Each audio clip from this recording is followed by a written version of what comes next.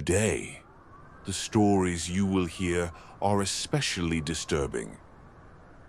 They seem real, not just tales to frighten, but events that could have happened.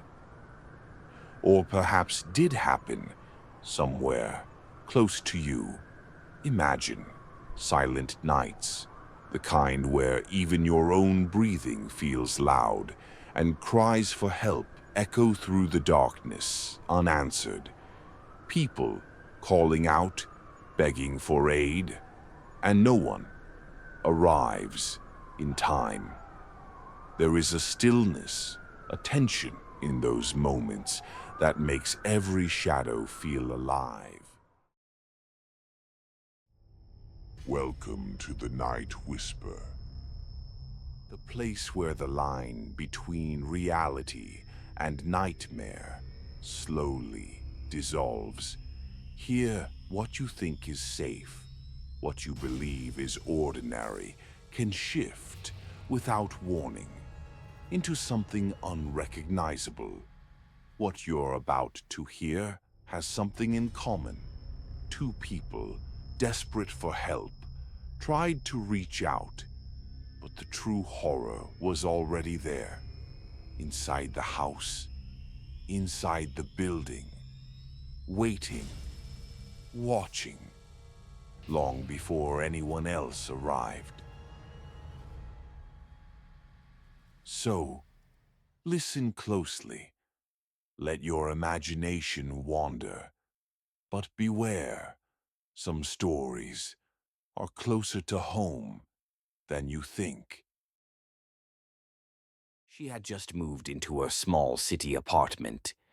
Newly separated, living alone for the first time, her days were quiet, almost painfully routine.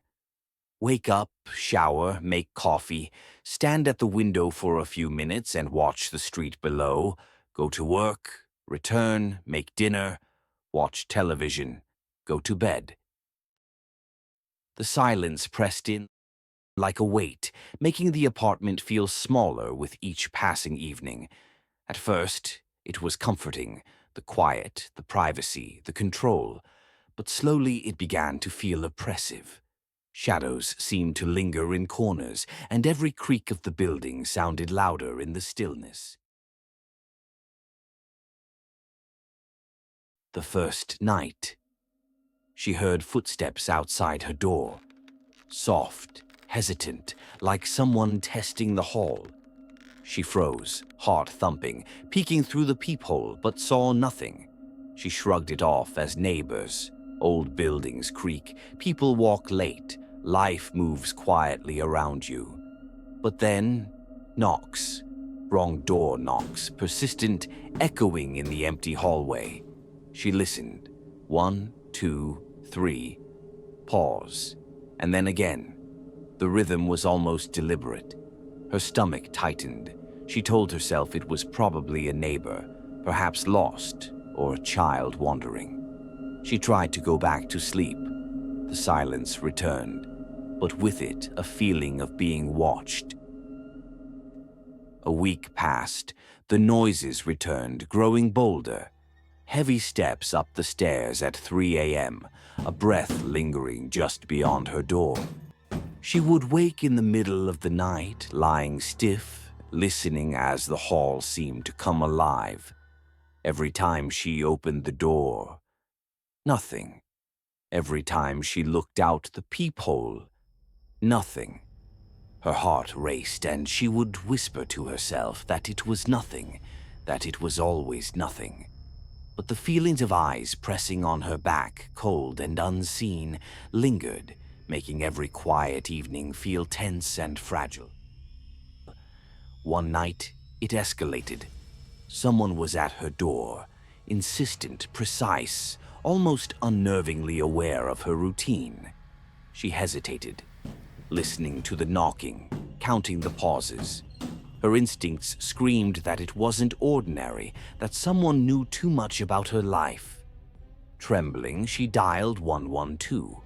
Nervously, she explained the situation, voice shaking.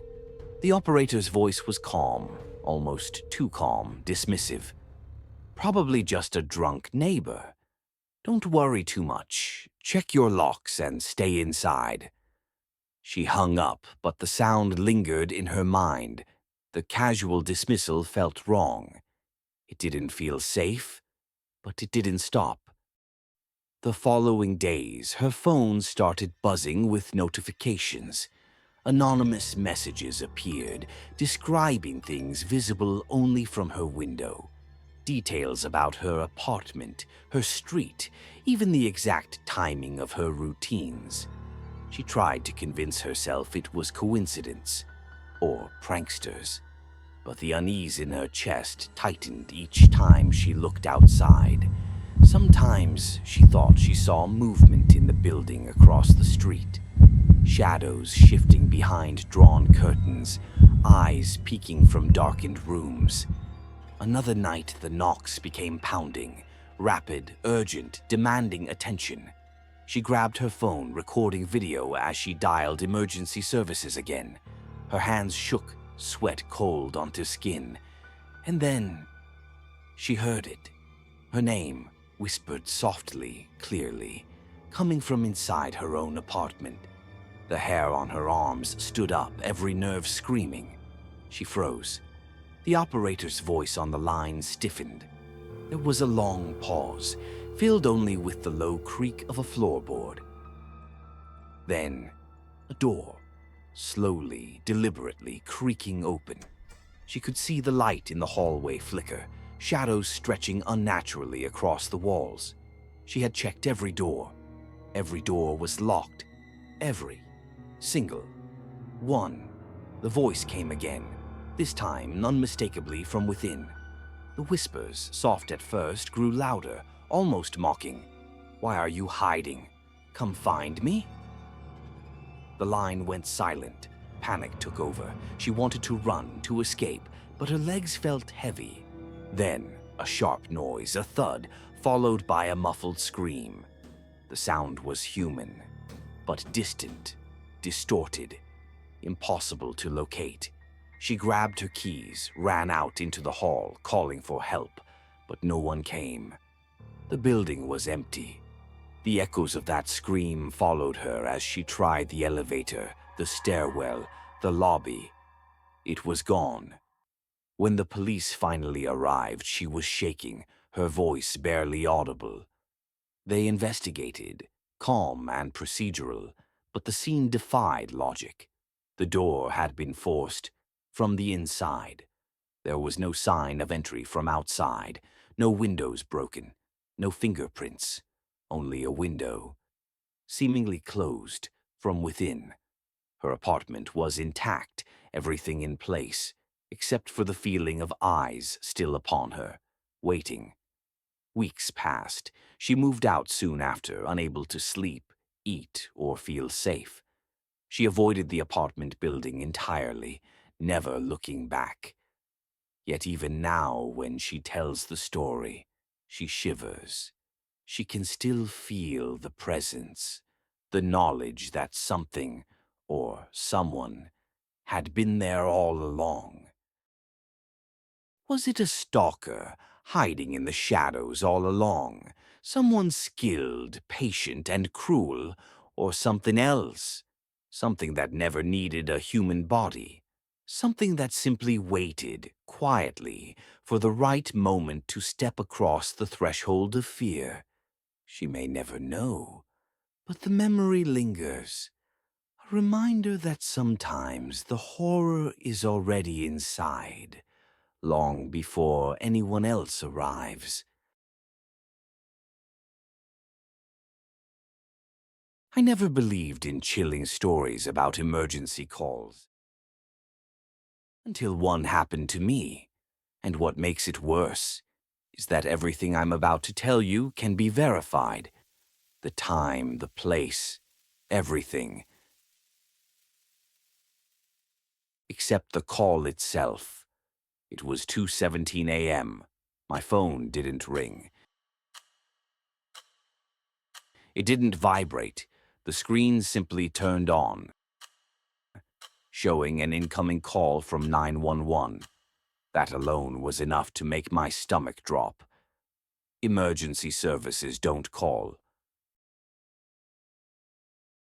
When I answered, there was no greeting. No background noise. Just breathing. Slow, irregular, like someone trying to stay quiet. I asked if anyone was there. The breathing stopped instantly. That's when I knew. A woman finally spoke. Calm. Professional. She asked why I had reported movement inside my house. I told her I hadn't called. She paused, and then said, "Then you shouldn't be hearing this." At that exact moment, something... My phone vibrated again. A second call from 911. The first line stayed open. Silent. The second voice whispered my name.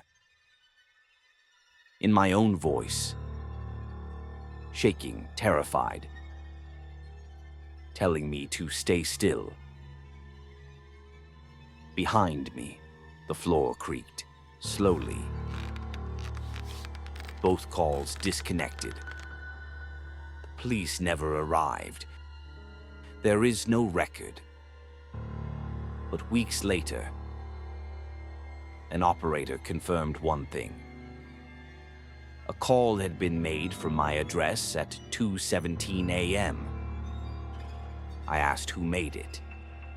She said the voice was never identified. Before hanging up, she added one last thing. Every few seconds, the caller whispered a name. I still sleep with my phone face down, because sometimes, in the middle of the night, it turns on by itself. My name. Remember, these stories might be nothing more than fiction, just carefully crafted words meant to unsettle you before sleep. Or they could be closer to reality than you're comfortable admitting. Closer than the walls around you. Closer than the silence in your room. If you've ever heard strange noises in your home, footsteps when no one else was there, received calls where no one answered, or felt a place that seemed alive, share it below in the comments. Some stories don't fade unless they're told. Tell yours, if you dare. If you'd like to stay here, in this darkness with me, just a little longer, leave a like and subscribe. Not as a habit, not as a routine, but as an invitation to keep exploring what waits when the world goes quiet and most people stop listening. Now, turn off the light. At this hour, the voices sound clearer. We'll hear each other again on the next night, if you make it that far.